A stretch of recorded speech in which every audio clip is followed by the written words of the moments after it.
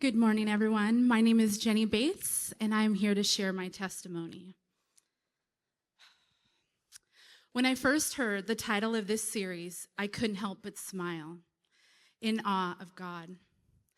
It brought me back to so many moments in my walk with Him, moments where I stood still, overwhelmed by His love, where words failed, and all I could do was whisper, "Wow, God." To start, I was not raised in faith. Yes, I occasionally attend church on holidays with my grandparents, but to be honest, I never really understood what was going on. Faith was something distant and not personal. A few years ago, everything changed, everything. My husband and I had only been married a year. I was driving my usual route to work I had taken for nearly a decade. But that day felt different. I was completely overwhelmed, worn down, and carrying more emotions than I could name.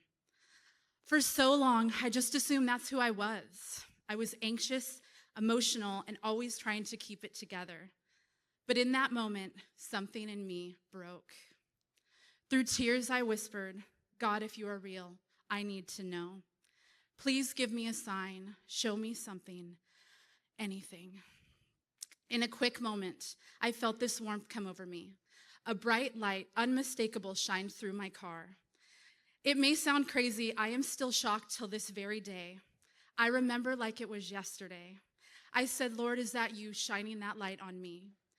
Needless to say, that was my first in awe of God.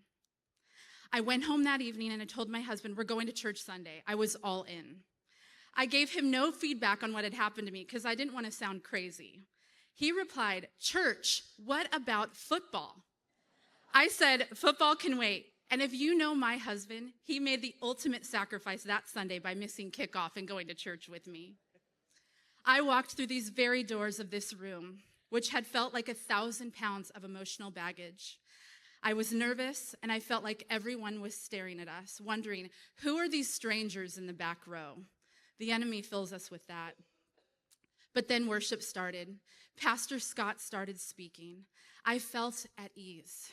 Funny, that particular day, he taught us how loved we are by God and how he was whom we belong to, even me, Jeni Bates. I have never felt this overwhelming joy.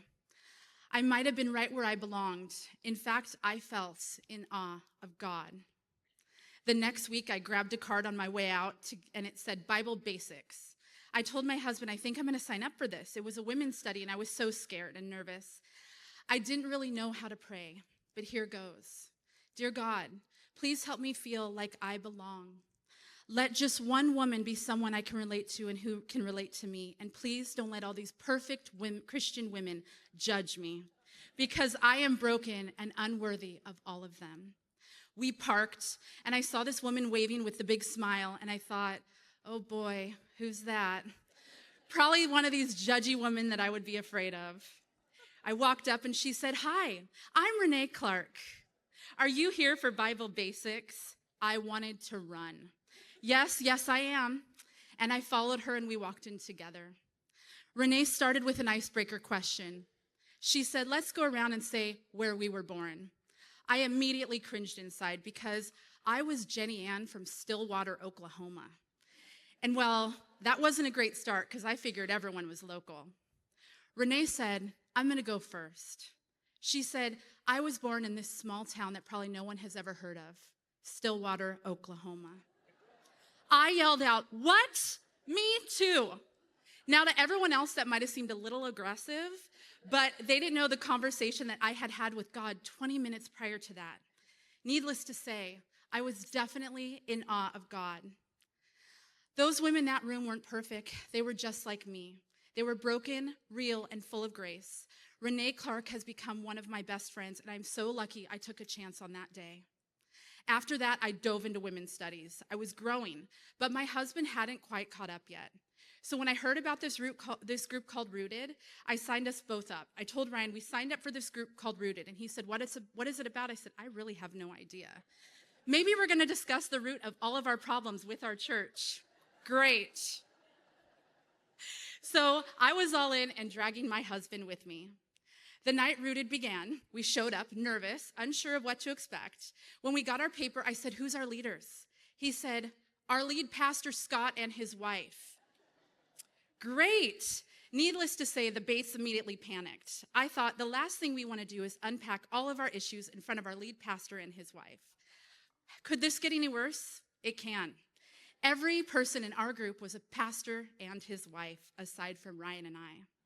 They were all. But you know what? We walked through hard times together. They were open and honest. Even pastors and their wives, they put on pants one legs at a time. And by the end, they weren't strangers anymore. They were family. Chains were broken in that room by everyone. In one powerful moment that I shared, I had never felt good enough to be a mom, that maybe I was not worthy. These women surrounded me, laid hands on me, prayed with me, and reminded me who I am in Christ. That night, I let go of a lie and shackles I had carried for too long. But I knew that ship had sailed of becoming a parent. Not long after Rooted, COVID came, and I wasn't feeling myself. I was sure I had COVID. Turns out I was taking the wrong test. Turns out I was pregnant. My son, who is now 3.5, Levi Wilder Bates. I guess the Lord knew that ship had not sailed. And wow, was I in awe of God. See, when I walked into FCC nearly a few years ago, I was broken, defeated, dragging chains. But the woman standing here today, she is free. The girl who hid in the back row now standing up front, sharing what only God could redeem. I sometimes think back at all the what ifs. What if I hadn't prayed that morning? What if I hadn't shown up for church that Sunday? What if I never said yes to Bible study? What if I never encouraged my husband to miss football and to go here to Rooted? But now in Christ, I'm so grateful. I don't have to live in the what ifs because he met me every step of the way. The difference between then and now is now I have a place to put it, at the cross, right where he wants me to.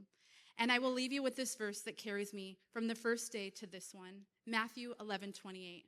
Come to me, all who are weary and burdened, and give you rest, for my yoke is easy and my burden is light.